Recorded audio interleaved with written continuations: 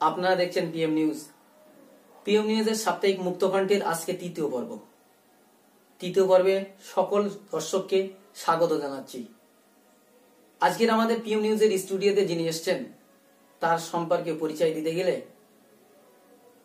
অনেক কথা বলতে হয়। বাংলার রাজনীতিতে কিছু ব্যক্তি আছে যারা সবসময় মানুষের মুখে মুখে যাদের নাম উচ্চারিত হয়, সবসময় যারা সংবাদ মাধ্যমে শিরোনামে উঠে আসে, সবসময় মানুষের মনির কোঠায় তারা থেকে থাকে। বারবার সেই সব মানুষগুলোকে মানুষ ভাবতে থাকে, যার নাম শুনলে বিখ্যাত একটা গন্ধ ছুটে বেড়ায়। তেমন কয়েকজন ব্যক্তি রয়েছে বঙ্গে। তার মধ্যে থেকে একজন ব্যক্তি আজকে আমাদের পিএম নিউজের স্টুডিওতে এসেছেন, যাকে একসময় ভাঙড়ের বেতাজ বাদশা বলা হয়। তিনি হলেন ভাঙড় পঞ্চায়েত সমিতির সহসভাপতি আরাবুল ইসলাম। পিএম নিউজের স্টুডিওতে আমরা স্বাগতম জানাচ্ছি। আমরা আজকের মুক্তকাণ্ডের সাপ্তাহিক তৃতীয় পর্বের যে বিষয়টি আলোচনায় রেখেছিলাম সেটি হচ্ছে ভাঙড়ের অতীত, বর্তমান, ভবিষ্যৎ। অতীতে কি ছিল, বর্তমানে কি অবস্থা আছে এবং ভবিষ্যৎ ভাঙড়ের পরিস্থিতি কোন দিকে যাচ্ছে, এ বিষয়ে সরাসরি তার সঙ্গে আমরা কথা বলবো। তবে তার আগে জানিয়ে দিই, স্বাধীনতার পর ভাঙড়ে যখন কংগ্রেসের শাসন ক্ষমতা চলত, উন্নয়নের তেমন রদ বদল হয়নি, উন্নয়ন তেমন কিছু দেখা যায়নি। তবে মুসলিম লীগের নেতৃত্বে যখন হাসানুজ্জামান এই ভাঙড় থেকে এমএলএ এবং মন্ত্রী হয়, সেই সময় একটা উন্নয়নের জোয়ার বয়েছিল। হাসানুজ্জামানের পরে এলো বামপন্থীদের রাজত্বকাল। বামপন্থীরা যখন ভাঙড়ে এসছেন, ভাঙড়ের উন্নয়নের আবার অপসারণ ঘটলো। উন্নয়ন থেকে পিছিয়ে গেল ভাঙড়, আবার নর্দমার মতো হতে চলল ভাঙড়। কিন্তু সেই কঠিন পরিস্থিতির দীর্ঘ 34 বছর যে বামপন্থীরা শাসন ক্ষমতা চালিয়ে গেছে, সেই বামপন্থীরা একাধারে অত্যাচার করে চলেছিল ভাঙড়বাসীর উপর। সেই কঠিন পরিস্থিতিকে মোকাবেলা করে 2006 সালে নতুন সূর্যের উদয় ঘটেছিল ভাঙড়ের প্রান্তরে। সেই নতুন সূর্য আমাদের পাশেই আছেন, যিনি 2006 সালে বিধায়ক হয়ে ভাঙড়ে একটা নতুন পথ দেখিয়েছিলেন, ভাঙড়কে এক উন্নয়নের নতুন জোয়ার সৃষ্টি করেছিলেন। তাই আমরা সরাসরি তার কাছ থেকে জেনে নেব যে আপনি কিভাবে ভাঙড়ের রাজনীতিতে অংশগ্রহণ করলেন। রাজনীতির শুরু আপনারা জানেন যে আমরা কংগ্রেস ঘরানার মানুষ। আমরা কংগ্রেস করতে করতে তৃণমূল কংগ্রেস, মমতা বন্দ্যোপাধ্যায়ের 98 সালে তৃণমূল কংগ্রেস গঠন হলো। আমরা সেখান থেকে তৃণমূল কংগ্রেসের রাজনীতির সাথে যুক্ত, শুধু যুক্ত নয়, টানা 10 বছর তৃণমূল কংগ্রেসের আমি ব্লকের প্রেসিডেন্ট ছিলাম। তার আগে মমতা বন্দ্যোপাধ্যায় যখন যুবর প্রেসিডেন্ট ছিল, আমি তখন যুবর প্রেসিডেন্ট ছিলাম। জেলায় অরূপ ভদ্র তখন দক্ষিণ চব্বিশ পরগনা। আপনি যখন মমতা বন্দ্যোপাধ্যায় কংগ্রেসে ছিলেন তখন থেকেই আপনি রাজনীতিতে অংশ? আমি কংগ্রেসে 85 সাল থেকে তৃণমূল কংগ্রেসে এই কংগ্রেসের সাথে যুক্ত। তারপরে আমাদের 1998 সালে মমতা বন্দ্যোপাধ্যায় বাংলায় যখন কংগ্রেসের বিরুদ্ধে তৃণমূল কংগ্রেস গঠন করলো, তখন থেকে টানা তৃণমূল কংগ্রেসের জন্মলগ্নে থেকে আমি আরাবুল ইসলাম মমতা বন্দ্যোপাধ্যায়ের সাথে আছি। সিপিএম এর হারমাত বাহিনী বলা হতো যে 2006 সালে সেই জায়গায় তৃণমূলের হয়ে আপনি বিধায়ক পদের পদপ্রার্থী হলেন এবং এমনকি জিতলেন বিধানসভাতে। সেই কঠিন পরিস্থিতি যখন সিপিএম এর হারমাত বাহিনীর উপরে কেউ আক্রমণ করতে পারে না, লড়াই করা খুব কঠিন ব্যাপার ছিল। সেই কঠিন পরিস্থিতিতে কিভাবে আপনি জয়লাভ করলেন, কিভাবে, কি কঠিন পরিস্থিতি ছিল সেটা? তখন ভাঙড়ে অত্যন্ত দুঃসময়। মমতা বন্দ্যোপাধ্যায় আমার যখন 2006 টিকিট দেন, তখন আমি মমতা বন্দ্যোপাধ্যায়কে বলেছিলাম যে দিদি, আমি টিকিট পেলে ভাঙড়ে জিতব। শেষ বেশ অনেক লড়াই সংগ্রামের মধ্যে দিয়ে 2006 সালে মমতা বন্দ্যোপাধ্যায় ভাঙড়ের মাটিতে আমাকে টিকিট দিলেন। আমি সেই অল্প সময়ের মধ্যে, মাত্র 32 দিনের মধ্যে আমি ভাঙড়ে নির্বাচন করেছি।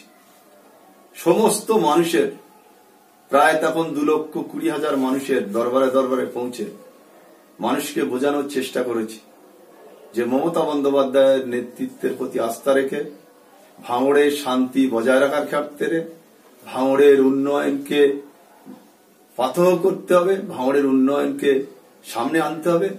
ভাঙড়ের মানুষের এই দুর্দিন, এই অসময়ে ভাঙড়ের মানুষ কোনো পরিষেবা পাচ্ছে না। ভাঙড়ের মানুষ গণতন্ত্র থেকে বিচ্ছিন্ন। ভাঙড়ের মানুষ কথা বলার সুযোগ পেত না। সিপিএম এর বিরুদ্ধে কথা বললে তারপরের দিন সে ফাঁকায় বেরোতে পারত না। সেই মুহূর্তে দাঁড়িয়ে প্রতিটা মানুষের দরজায় দরজায় গিয়ে মমতা বন্দ্যোপাধ্যায়ের প্রতীক, জোড়া ফুল চিহ্নের প্রতীক নিয়ে মানুষের কাছে আবেদন করেছিলাম যে মামাটির সরকার মমতা বন্দ্যোপাধ্যায়ের নেতৃত্বে যদি বাংলায় পরিবর্তন আসে, তাহলে বাংলার উন্নয়ন, বাংলার যে একটার পর একটা দুর্নীতি, একটার পর একটা মানে যে প্রশাসনের ব্যর্থতা, একটার পর একটা সন্ত্রাস, খুন, জখম, লুটপাট, এ থেকে মুক্ত করার জন্য আপনারা মমতা বন্দ্যোপাধ্যায় জোড়া ফুল চিহ্নে প্রতীকে ভোট দিন। সেদিন মানুষ মমতা বন্দ্যোপাধ্যায়ের প্রতি আস্থা রেখে ভাঙড়ের মানুষ সেদিন 2006 সালে আমাকে আশীর্বাদ করে আমার বিধানসভায় পাঠিয়েছিলেন। সেটা সম্পূর্ণভাবে মমতা বন্দ্যোপাধ্যায়ের প্রতি আস্থা ভাঙড়ের মানুষের ছিল, সেই কারণে আমি 2006 জিতেছি। সিপিএম এর হারমান বাহিনীর বিরুদ্ধে 2006 জিতলেন এবং 2008 সালে যে পঞ্চায়েত নির্বাচন হলো, সেই পঞ্চায়েত নির্বাচনে আপনার কথা মতো সব জায়গায় সিপিএম পরিবর্তন দেখা গেল। পঞ্চায়েত ভোটেও তৃণমূল আসছে। পুরো ভাঙড় জুড়ে একটা নতুন জয় জয়কার আপনার ছিল, তৃণমূলের ছিল।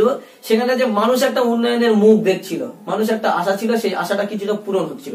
পূরণ হতে হতে যখন 2011 বিধানসভা ভোট আসলো, আবার আপনাকে পুনরায় টিকিটও দেওয়া হলো, কিন্তু সেখানে জিতে পারলেন না। অনেকেই অভিযোগ করছেন যে তৃণমূলেরই একসময় আপনার সঙ্গী ছিল নান্নু হোসেন, তিনি সেই সময় নির্দল প্রার্থী হয়ে দাঁড়িয়ে আপনার ভোটগুলোকে ভাগ করে, তৃণমূলের ভোটকে ভাগ করে আপনাকে হারিয়েছেন। এ ব্যাপারে কি বলবেন? না, এ ব্যাপারে সে সময় আমি 2011 সালে মমতা বন্দ্যোপাধ্যায় আমার টিকিট দিয়েছিল। যে কোনো কারণবশত আমাদের নিজেদের মধ্যে ভুল বোঝাবুঝির ক্ষেত্রে সেই কারণে খুব অল্প ভোটে আমি সেদিন হেরেছিলাম। কিন্তু ভাঙড়ের মানুষ দুহাত ভরে আশীর্বাদ করেছিল। সেদিনও আমি জানতাম যে আমি বিপুল ভোটে জিতব, কিন্তু শেষ পর্যন্ত দেখলাম যে আমার দলের লোক ক্যান্ডিডেট হয়ে চক্রান্ত করে সেদিন 2011 আমাকে হারালো। কিন্তু পশ্চিম বাংলার মসনাদে কিন্তু সেদিন মমতা বন্দ্যোপাধ্যায় বাংলার মুখ্যমন্ত্রী হিসাবে শপথ নিল। কিন্তু দুর্ভাগ্য, ভাঙড় জিততে পারল না, ভাঙড় সিপিএম এর হাতে থেকে গেল। সেই কারণে বিগত 5 বছরে যে আমরা যে উন্নয়ন হওয়ার কথা, যে পরিষেবা মানুষ পাওয়ার কথা, সেই জায়গা থেকে ভাঙড়ের মানুষ বঞ্চিত হবে।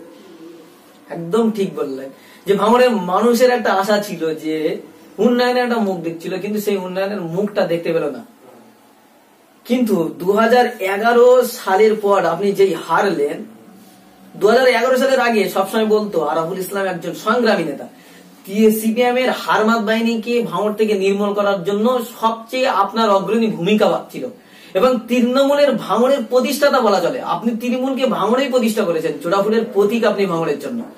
সেই জায়গায় 2011 বিধানসভায় ভোটে হারার পরে আপনাকে যখন সংগ্রামী আরাবুল বলা হতো, 2011 পরে আপনাকে বলা হচ্ছে বিতর্কিত আরাবুল। এ বিষয়ে কি বলবেন? না, এটা একটা ব্যাপার হচ্ছে, সংগ্রামী আরাবুল সবসময় দলের জন্য সংগ্রাম করে এসছে, সবসময় লড়াই করেছে। একটার পর একটা লড়াই সংগ্রামের মধ্যে দিয়ে আরাবুল ইসলাম আছে, দলের সাথে আছে। এখন প্রেস মিডিয়ার যুগ, অনেকের ভালো লাগে, অনেকের ভালো লাগে না। কে কি বললো সে ব্যাপারে আমার কিছু যায় আসে। বর্তমানে ভাঙড়ের গোষ্ঠী কন্দলের কথা একেবারে অস্বীকার করা যায় না, কিন্তু যারাই আপনার হাত ধরে ভাঙড়ের রাজনীতিতে এসছে, অনেকে বলছেন তারাই আপনার বুকে ছুরি মারছে। গত কয়েকদিন আগে ভাঙড়েতে রেজ্জাক মোল্লা, কাইজার আহমেদ ও আরো অন্যান্য নেতৃত্ববৃন্দ এক জায়গায় বসে গোপন আদালত মিটিং হলো, সেখানে আপনাকে দেখা যেত না। তাহলে কি আপনাকে কোণঠাসা করার চক্রান্ত করছে তারা, কি যারা আপনার হাত ধরে ভাঙড়ের রাজনীতিতে এসছে? আমি এই ব্যাপারটা বেশি কিছু বলবো না। একটা ব্যাপার হচ্ছে, আমরা একটা জিনিস দেখে চলি, আমরা বাংলার মাটিতে মমতা বন্দ্যোপাধ্যায় দেখে আমরা দল করতে এসেছি।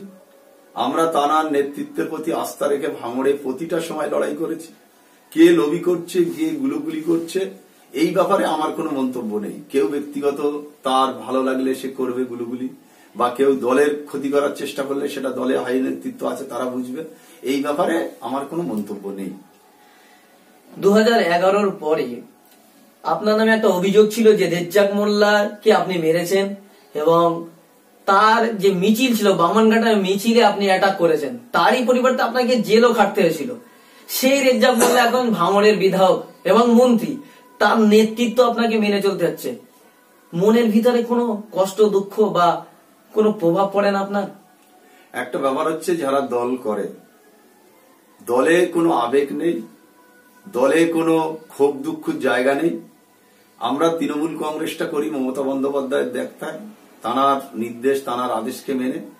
তিনি ভালো লেগেছে রাজ্জাক মোল্লাকে দিয়েছে, সে ব্যাপারে আমাদের কোনো বক্তব্য নেই।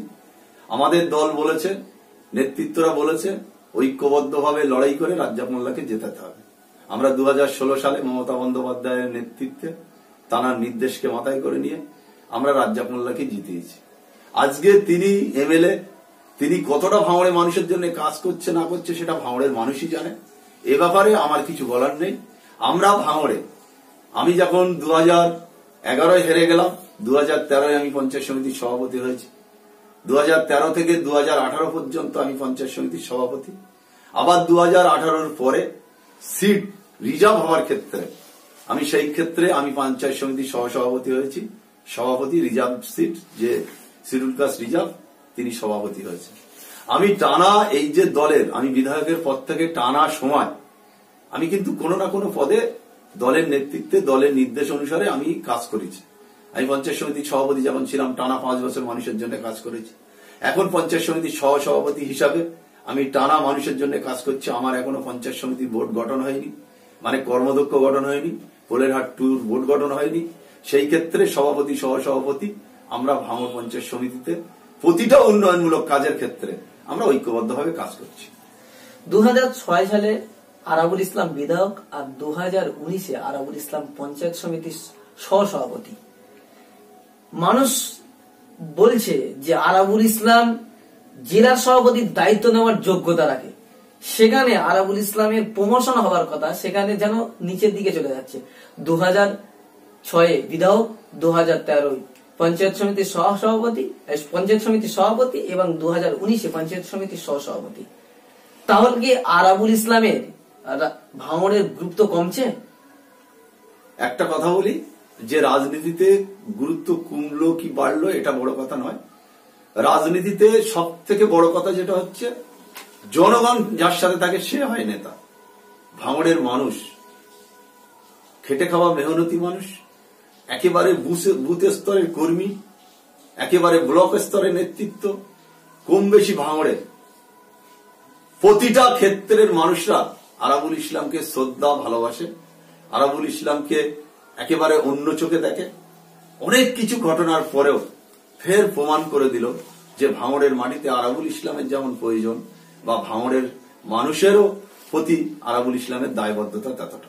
সেই কারণে প্রমোশন ডিমোশনের কোনো জায়গা নেই। দলে একটা জায়গা, একটা চেয়ার, বিধানসভার বিধায়ক, সেখানে 5 জন হবে না। দল সিদ্ধান্ত করেছে রাজ্জাক মোল্লা বিধায়ক। আজকে দল নিচে স্তরে, পঞ্চায়েত সমিতি স্তরে, নিচে স্তরে নেতৃত্বরা ঠিক করে পঞ্চায়েত সমিতির সভাপতি কে হবে। দলও তাদেরও নির্দেশ থাকে যে কে সভাপতি, কে সহসভাপতি হবে, সেটা দলই ঠিক করে। সেই কারণে আমি প্রমোশন ডিমোশনের কোনো জায়গায় যাচ্ছি না। ভাঙড়ের মানুষের চোখে আমি দেবতার মতন। ভাঙড়ের মানুষ যথেষ্ট আমাকে ভালোবাসে, কি বললো আমার এতে যায় আসে। ভাঙড়ের যুবকদের কর্মসংস্থান নেই, এই ব্যাপারে কি বলবেন? না, ভাঙড়ের যুবকদের কর্মসংস্থানের কথা নয়। মমতা বন্দ্যোপাধ্যায়ের সার্বিক উন্নয়ন, কন্যাশ্রী, যুবশ্রী থেকে শুরু করে আজকের সর্বস্তরে যেভাবে বেকার যুবকদের, মানে যুবশ্রী, কন্যাশ্রী, খাদ্য সুরক্ষা, আজকে বেকার যুবকদের জন্য লোন, কৃষকদের জন্য আপনারা দেখেছেন কৃষক বন্ধু চালু করেছে আমাদের নেত্রী, দলনেত্রী। প্রতিটা কৃষক যাদের 1 শতক থেকে 40 শতক পর্যন্ত জমি থাকবে তারা পাবে 2000, 2500, আর যাদের মানে 40 শতকের উপরে 41 শতক যাদের জমি হবে তারা কিন্তু বছরে পাবে 5000। এই দুটো বাটে আমরা ইতিমধ্যে আজকে আমরা 14 ফেব্রুয়ারি আমরা আজকে প্রায় 500 লোকের হাতে আমরা চেক তুলে দিতে পেরেছি। তাদের কেউ 2500 টাকার চেক পেয়েছে, কেউ 1000 টাকার চেক পেয়েছে, কেউ 1500 টাকার চেক পেয়েছে। এই ধরনের আমরা প্রায় 500 মানুষের সকাল থেকে পঞ্চায়েত সমিতির মানে আমাদের মিটিং রুমে আমরা প্রায় 500 লোকের কর্মসংস্থান বলুন কেন, কৃষকদের উজ্জীবিত করা, বেকারদের উজ্জীবিত করা বা তাদের অন্তত কিছু চলার জায়গা করে দেয়া, সেটা আমার আপনার নেত্রী, বাংলার জনগণ মনোনীত নেত্রী, তিনি তার উন্নয়নের মধ্যে দিয়ে অন্তত বেকারদের কিছু সুযোগ। আপনারা দেখেছেন যে মানুষ মৃত্যু হলে তাদের 2000 টাকা করে দেয়া হয়। আবার মানুষের যারা দেখা যাচ্ছে যারা করতে পারছে না তাদের জন্য একটা ভাতা রাখা হয়েছে। কৃষক যেমন 18 থেকে 59 পর্যন্ত মারা গেলে কৃষকরা 2 লক্ষ করে টাকা ক্ষতিপূরণ পাবে। এই ধরনের বিভিন্ন প্রকল্পের মধ্যে দিয়ে রাজ্যে মমতা বন্দ্যোপাধ্যায় বেকার যুবকদের জন্য কিছু কিছু জায়গায় কর্মসংস্থান করতে পেরেছে। ভাঙড় 1 নম্বর ব্লকের তুলনায় 2 নম্বর ব্লকের রাস্তাঘাট অনেক খারাপ। সে পাকাবল থেকে ভোজেরহাট, পাকাবল থেকে ভাঙড়, এবং সবচেয়ে বড় দুঃখজনক ঘটনা হচ্ছে খালপাড় রোড, বাগজোলা খালপাড় রোড, যেটা হচ্ছে গাবতলা থেকে জামিরগাছি পর্যন্ত রাস্তার এত করুণ অবস্থা যে বাসে মানুষ চলতে পারে না, যখন তখন দুর্ঘটনা ঘটে যেতে পারে। এবং ভাঙড় 2 নম্বর ব্লকের যে স্বাস্থ্য কেন্দ্র, জিরানগাছা প্রাথমিক স্বাস্থ্য কেন্দ্র, সেখানে মাত্র, যেখানে হাজার হাজার রোগী প্রতিদিন হয়, সেখানে মাত্র 4 জন ডাক্তার। 1 নম্বর ব্লকে সেখানে আপনার স্বাস্থ্য কেন্দ্রে, নলমুড়ি স্বাস্থ্য কেন্দ্রে সেখানে 11 জন ডাক্তার। এই দিক দিয়ে আপনার ব্লকের মধ্যে পিছিয়ে রয়েছে, এ বিষয়ে কি বলবেন? একটা ব্যাপার বলি, স্বাস্থ্য কেন্দ্র আমাদের যথেষ্ট ভালো আছে। আমরা ইতিমধ্যে 2 থেকে 3 বার আমরা ভিজিট করেছি। আমি যখন সভাপতি ছিলাম তখনও আমাদের প্রতি মাসে একটা করে মিটিং হতো, এখনো মিটিং হচ্ছে। স্বাস্থ্য সম্পর্কে কোথায় কি অসুবিধা আছে আপনাদের জানা উচিত। যে আমাদের গর্ভবতী মায়েরা এখানে বাচ্চা জন্ম দেওয়ার জন্য এখানে আমাদের স্বাস্থ্য কেন্দ্রে একটা সময় আমরা 17-18 বছর সালে আমরা এখানে 100% মায়েরা এখানে গর্ভবতী মায়েদের এখানে প্রসব করানো হয়েছে, তাদের বাচ্চা এখানে হয়েছে। আমাদের এখানে আমরা হসপিটালে 3 বার আমরা এখানে প্রাইজ পেয়েছি যে আমাদের হসপিটাল দক্ষিণ 24 পরগনার থেকে আমাদের এই স্বাস্থ্য কেন্দ্র অত্যন্ত ভালো, অত্যন্ত পরিবেশ, ডাক্তারের থেকে শুরু করে সব। এখানে আমরা জেলায় অন্তত আমাদের ভাঙড়ে জিরেনগাছা সাব সেন্টার জেলায় একটা ভালো নাম আছে বা ভালো জায়গা আছে। 4 জন ডাক্তার আছে। আমরা সেখানে জেলায় আমরা মিটিং এ বলেছি যে আমাদের আরো 2-1 জন ডাক্তার বাড়ানোর দরকার। ঢিপডিবে যেটা আমাদের টোনা হসপিটাল, সেখানেও 10 বেডের হসপিটাল চালু হয়েছে, সেখানেও আমাদের ডাক্তার, আমাদের জিরেনগাছারই একজন ডাক্তার থাকতো, সেখানে অতিরিক্ত একজন ডাক্তার আসছে। আমরা চেষ্টা করছি, আমাদের সরকার চেষ্টা করছে যে স্বাস্থ্য পরিষেবা যাতে প্রতিটা মানুষ যাতে স্বাস্থ্য পরিষেবা সুন্দরভাবে তারা পায়, সেটা সর্বদিক দিয়ে চেষ্টা করা হচ্ছে। সেটা আগামী দিনে আরো পরিকল্পনা আছে জিরেনগাছা যে আরো সুন্দর হবে। আর যেটা ভাঙড় 1-এর কথা বলছেন, ওটা আমাদের সুপার হসপিটাল হচ্ছে, সুপার মেডিকেল হসপিটাল। যেহেতু আমাদের দক্ষিণ 24 পরগনার মধ্যে ওটা একটা বড় হসপিটাল, মমতা বন্দ্যোপাধ্যায় এর আগেও ঘোষণা করেছে যে মাইনরিটি সব থেকে বড় হসপিটাল ভাঙড় হসপিটাল হচ্ছে। সেটা হয়তো আরো কিছুদিনের মধ্যে সেটা চালু হবে, উদ্বোধন হবে। এখন ওখানে প্রচুর ডাক্তার এসছে, আরো প্রচুর ডাক্তার ওখানে আসবে। আমাদের জেলা হসপিটালের একটা শাখা হসপিটাল হবে, সেই কারণে হসপিটালটা অনেক ডেভেলপ হয়েছে। আস্তে আস্তে আমাদের জিরেনগাছা আরো সুন্দর ডেভেলপ হবে, আরো ভালো জায়গায় যাবে। কিন্তু ভাঙড়ের রাস্তাঘাট 2 নম্বর, রাস্তাঘাটের ব্যাপারটা আমি বলি, আমাদের যেটা রাস্তাঘাট মেনলি আমাদের দাবি ছিল যে আমাদের মানে লাহাটি থেকে ভাঙড় পর্যন্ত একটা রাস্তা, সে রাস্তাটা ইতিমধ্যে কাজ শুরু হয়েছে, কাজ চলছে। প্রায় 50% আমাদের রাজারহাট থেকে আমাদের ভাঙড়ের মধ্যে ঢুকে গেছে, কাজ চলছে দ্রুত। যেটা আমাদের ক্যানেলের রাস্তা একেবারে আমাদের মানে বাগজালা খালের যে রাস্তাটা একেবারে কুলটি থেকে যেটা আমাদের নিউ টাউন পর্যন্ত ওঠার যেটা চিন্তা ভাবনা, এই রাস্তাটা আমরা বারবার বলার চেষ্টা করেছি, এটা পিডব্লিউ হ্যান্ডওভার করেছে। খুব শীঘ্রই এই রাস্তাটার কাজ হবে। আমরা পিডব্লিউ মিনিস্টারকে বলেছি যে অবিলম্বে এই রাস্তাটা করার জন্য তাদের নলেজে আনা হয়েছে। যেটা লাহাটি থেকে ভোজেরহাট রাস্তা, এই রাস্তাটা আমাদের একটা কারণ হচ্ছে দুই দিকে টানাপোড়েন, একদিকে উত্তর 24 পরগনা, একদিকে দক্ষিণ 24 পরগনা। সেই কারণে এই রাস্তাটা টেন্ডার হয়েছে, হয়তো তাড়াতাড়ি কাজটা শুরু হবে।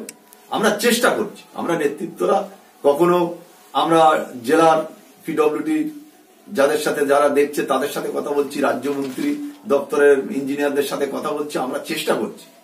আমরা পঞ্চায়েত সমিতি সবসময় চেষ্টা করছি যে যাতে রাস্তাঘাট সুন্দর থাকে, ছাত্রছাত্রীদের যাওয়া আসা, পরিবেশ পরিচ্ছন্নতা ভালো থাকে, সেটা আমরা আমাদের দল আমরা সবাই মিলে সেটা চেষ্টা করছি যাতে দ্রুত এই রাস্তার মেরামতটা হয়। 91B বা যেটা ভোজরাট থেকে চলতো আরজিবার, সেই বাসটা বন্ধ হয়ে গেছে। কেবি 22 যেখানে 10 মিনিট পর পর চলতো সেখানে এখন আধা ঘন্টা 1 ঘন্টা পর পর চলছে, যাতে যাত্রী বিশেষ করে ছাত্রছাত্রীদের খুব সমস্যা হচ্ছে। এবং বালিহল্ট এবং কাশীপুর তো বালিহল্ট যে বাসটা যেত সেটাও অনেক দেরিতে ছাড়ছে।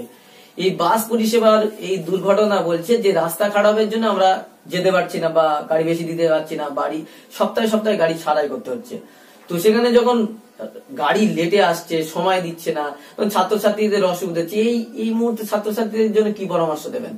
না, এই মুহূর্তে আমি দেখেছি অনেকগুলো রোড চালু হয়েছে, যেমন অটো চলছে, তারপরে বাস পরিষেবাটা একটু যদি কমে থাকে সেটা আমার নলেজে নেই, আমরা তাদের সাথে কথা বলবো। বাস ইউনিয়ন, সিন্ডিকেট ইউনিয়ন যারা আছে তাদের সাথে কথা বলবো। নিশ্চয়ই কেবি 22 বা কেবি 1 এখান থেকে চলছে, এগুলো কেবি 1টাও ভালো চলছে, কেবি 22টাও ভালো চলছে। আমরা নিশ্চয়ই যদি গাড়ি পাতলা হয় বা কম চলে আমরা তাদের সাথে পুনরায় কথা বলার চেষ্টা করবো যাতে গাড়ি বেশি বেশি চলে। আর ভোজেরহাট থেকে আপনারা বারবার বলছেন ভোজেরহাট থেকে লাহাটি এই রাস্তাটা আমি বলছি যে এই রাস্তাটা আমাদের অলরেডি পিডব্লিউডি টেক আপ করে এই রাস্তাটা ওয়ার্ক কাটার হয়েছে, হয়তো খুব শিগগিরই রাস্তার কাজ শুরু হবে যাতে 91B রোডটা চলে। আমরা ওই সিন্ডিকেটের সাথে একবার কথা বলবো। অনেকে বলছেন ভাঙড়ে রেজ্জাক মোল্লার জায়গায় যদি আরাবুল ইসলাম ভাঙড়ের বিধায়ক থাকতো তাহলে উন্নয়ন হতো, যেমন 2006 সালের পরে একটা উন্নয়নের জোয়ার হয়েছিল ভাঙড়ে। এই বিষয়ে আপনার মতামত কি থাকবে? বিধায়কদের তারা নিজস্ব টাকা পায়, তাদের কোটার টাকা আছে, বিভিন্ন ক্ষেত্রে তারা নিজেরা মনে করে যেখানে যেখানে প্রয়োজন তারা খরচ করতে পারে। আমি যেহেতু 5 বছর ছিলাম, আমি নিজে এলাকায় পরিদর্শন করে কোন কোন জায়গায় টাকার প্রয়োজন, কোন কোন জায়গায় দিলে কাজ হবে, কোন কোন জায়গায় দিলে মানুষের সুবিধা হবে।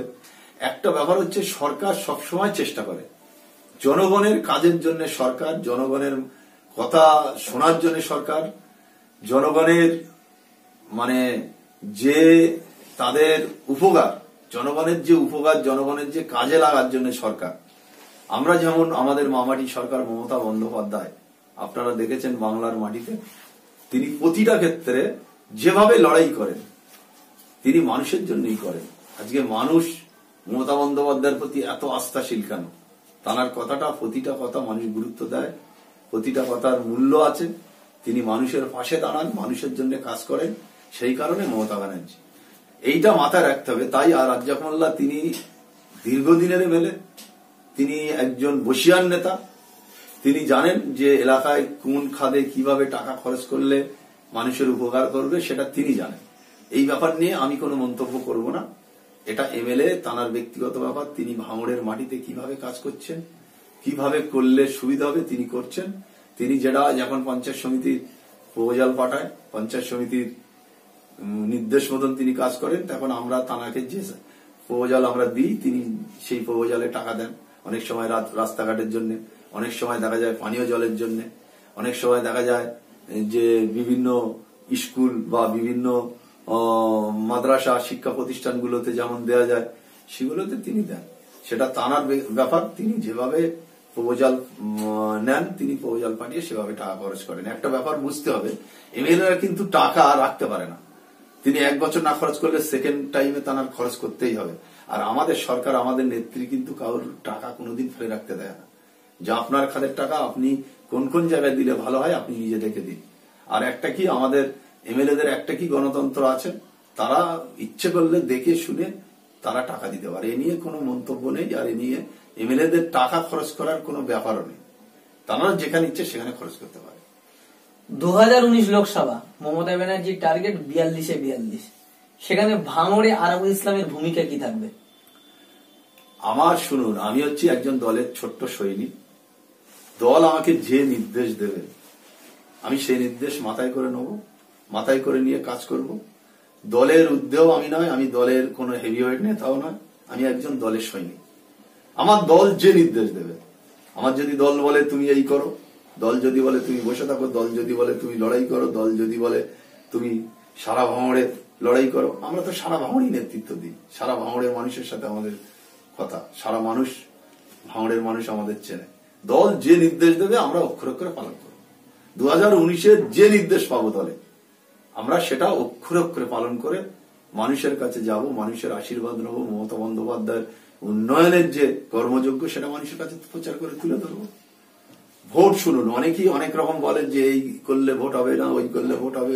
মানুষ ভোট দেবে মমতা বন্দ্যোপাধ্যায়ের উন্নয়নে, মমতা বন্দ্যোপাধ্যায়ের যে কর্মসূচি, মমতা বন্দ্যোপাধ্যায়ের যে কর্মযোগ্য, সেই দেখেই মানুষ ভোট দেবে। এখানে ভোট চাওয়ার কোনো জায়গাও নেই। আর দল, আমি একটা কথা দলের বিশ্বাস করি, আমি দল যে নির্দেশ দেবে আমি সেটা অক্ষর করে পালন করব।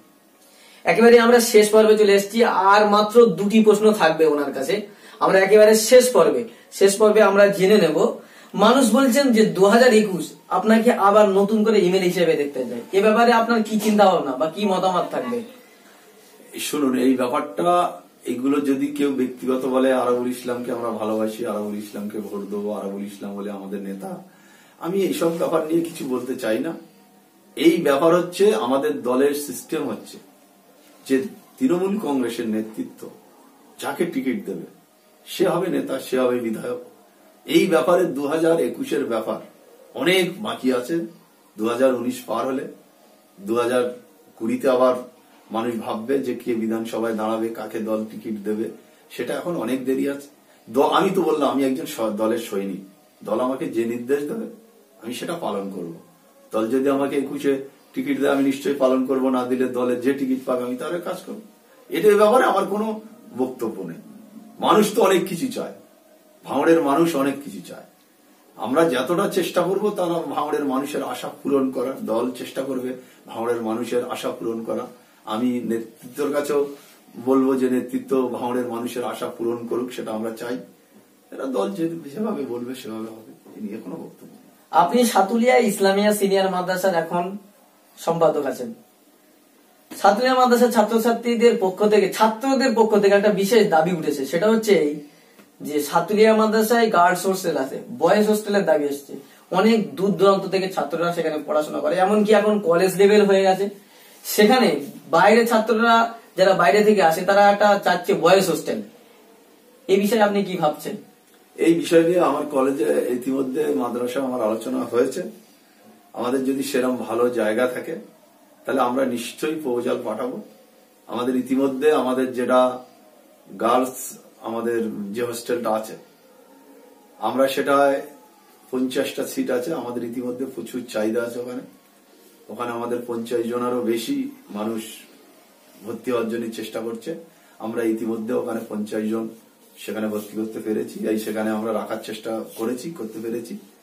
আমরা চেষ্টা করছি, এই ব্যাপারটা আমাদের প্রপোজাল এসছে, অনেকের দাবি এসছে। আমরা এটা নিয়ে আজকেই মিটিং ছিল, বিভিন্ন বিষয়ের উপরে আমরা মিটিং এ আলোচনা করেছি। আমরা প্রপোজাল তৈরি করে আমরা যদি সেরকম ভালো জায়গা পাই আমরা জেলাতে একটা প্রপোজাল পাঠাবো।